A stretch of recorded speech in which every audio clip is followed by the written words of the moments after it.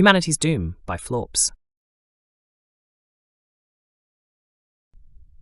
Human creativity, in the eyes of other sapient species of the Galaxy Conglomerate, was just another way of labeling insanity.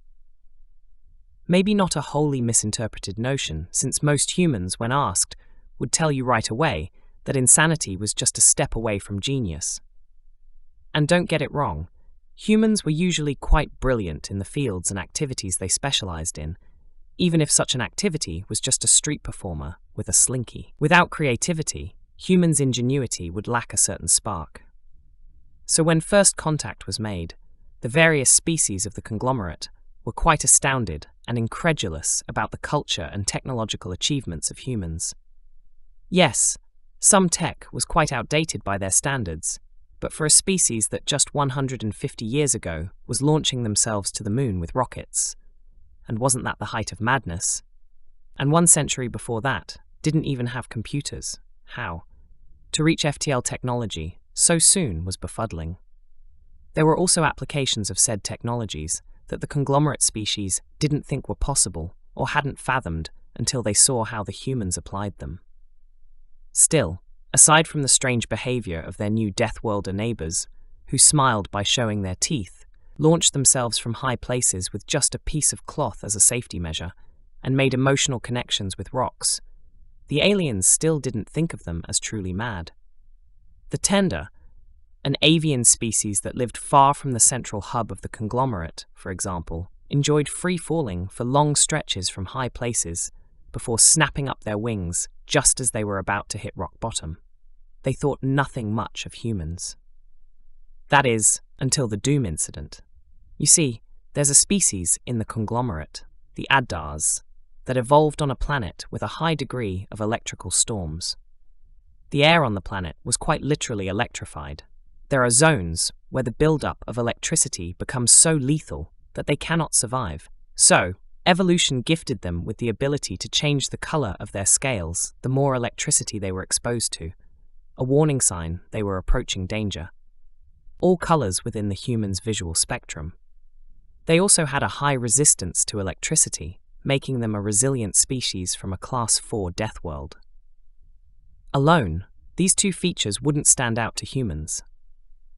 While they themselves didn't change color when hit with electricity, unless you count the Lichtenberg figures, which they didn't, humans did have some resistance to it, above average compared to other species of the conglomerate, just below the bedazzles. Estimates suggest that about 70 to 90% of humans struck by lightning survive.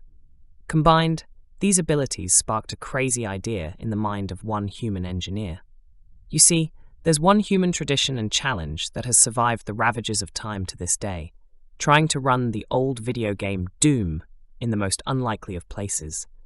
From microwaves to pregnancy tests, and even that time when an MIT biotech researcher was able to run the iconic computer game using actual gut bacteria, humanity has persisted in finding crazier places to run it. As the years went on and technology advanced, the crown of achievements went to a group of undergraduates from different fields who, when bored, succeeded in running it in mid-air.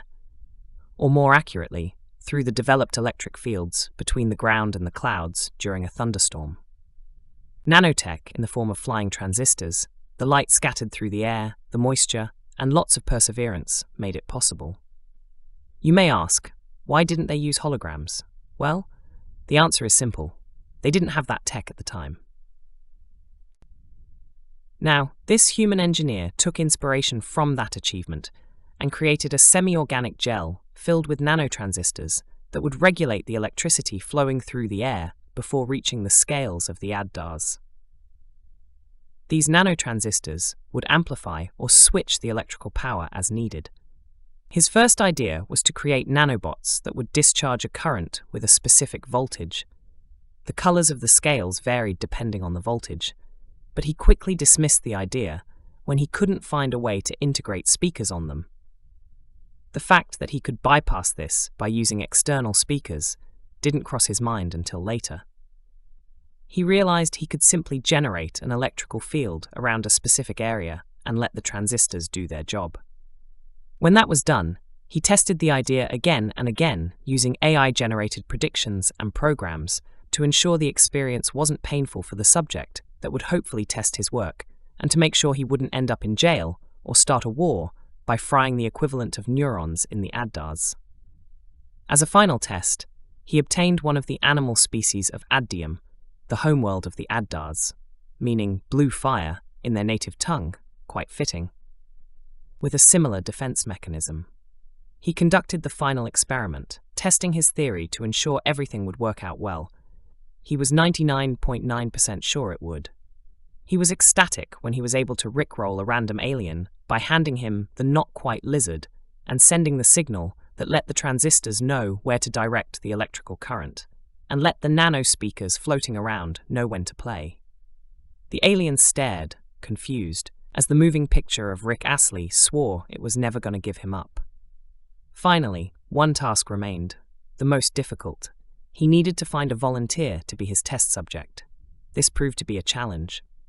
While the human's sense of humor was known to the galactic community at large, it wasn't truly understood.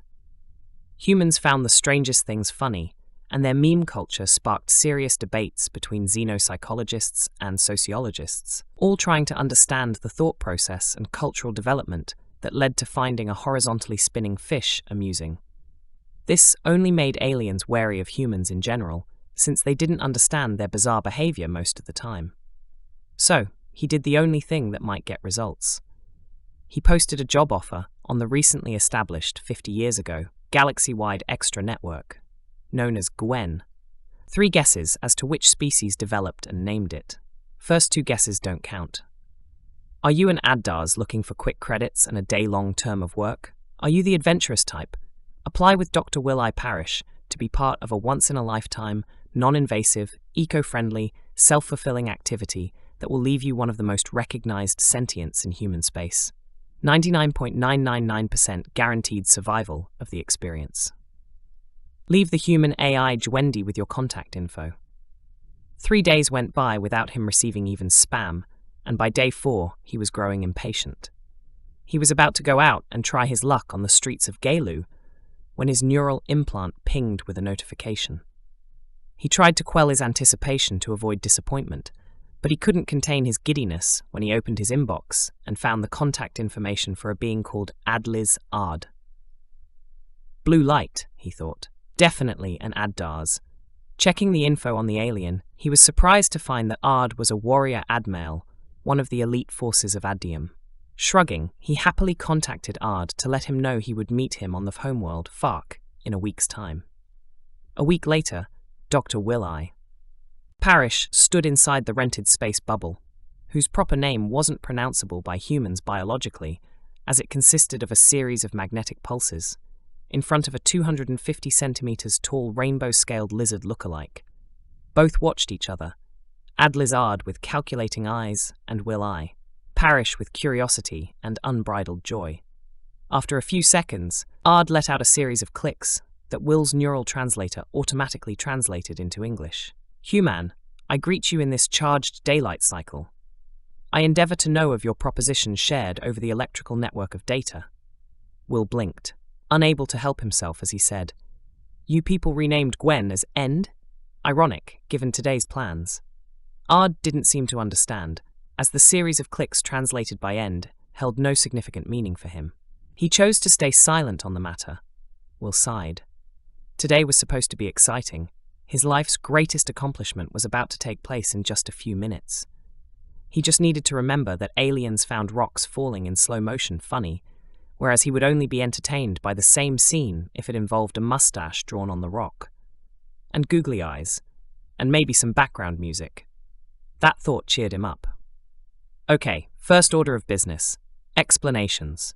Since the dawn of technology, more so with the advent of video games, we humans have tried to achieve the improbable by testing the limits of what's possible to accomplish. This led to the tradition surrounding one of our own past feats. I'm talking about Doom. Ard made the equivalent of a blink by letting his tongue taste the air unconsciously. Unavoidable tragic event? He puzzled. It's a video game, Will clarified. You know, the human interactive vids that are not real and exist solely to entertain the masses and let programmers eke out a living. Ard sort of nodded slowly. a human gesture that had become rather common across the galaxy for its simplicity in conveying meaning. I am following your current so far. While investigating an old human accomplishment over nature, an idea struck me.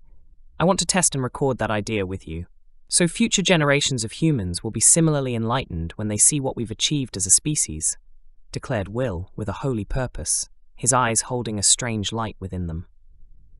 Adlizard was humbled by the spirit shown by this tiny being, and any lingering doubts about coming today vanished. He, too, felt a sense of purpose now, ready for whatever the scraggly human threw at him. That determination suddenly deflated with the next explanation, giving way to exasperation and incredulity.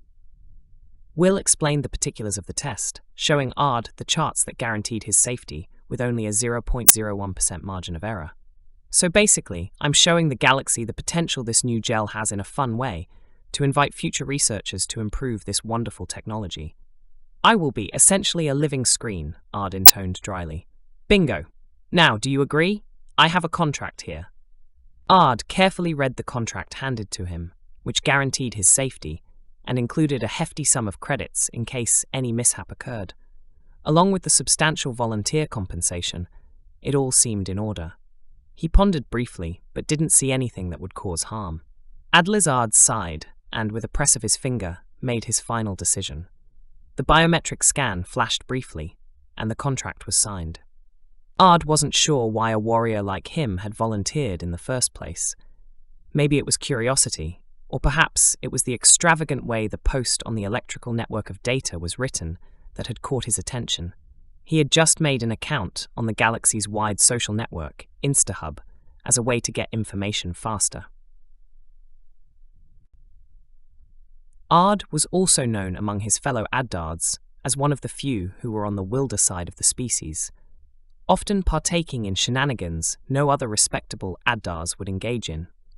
The credits weren't anything to scoff at either, and he didn't have any major plans for the next 2 cycles. Either way, there was no backing down now. Will started setting up the equipment, instructing the giant lizard on how to apply the gel, reassuring him that it was both eco and bio-friendly, while he made some last checks on his holopad. As everything was set up correctly, the moment Dr. Will I. Parrish had been waiting for, with unabated anticipation, finally arrived. He carefully set up the last holo recording for his live stream, which he deemed the most important part. This would ensure that the galaxy at large would know his name for the rest of their cycles, and he would be remembered among legends. The moment had arrived. He pressed start, and 2 people joined the live stream. He smiled widely, either unaware or unconcerned that he may have been scaring some aliens, and started to speak to the holorecorder. Greetings, fellow humans and fellow galactic denizens. Today marks a day that will be engraved in human history, for I have completed a 4-year project, and now I am quite pleased to show you the testing phase. He gestured toward his companion, and Ard stoically raised his arm in a gesture that had Will promptly lowering it while trying very hard to contain his laughter. I'm Dr. Will I. Parrish, and this, fellow denizens, is Adliz Ard, a warrior admale who volunteered for this massive endeavor of his own free will. He will be the star of the show today.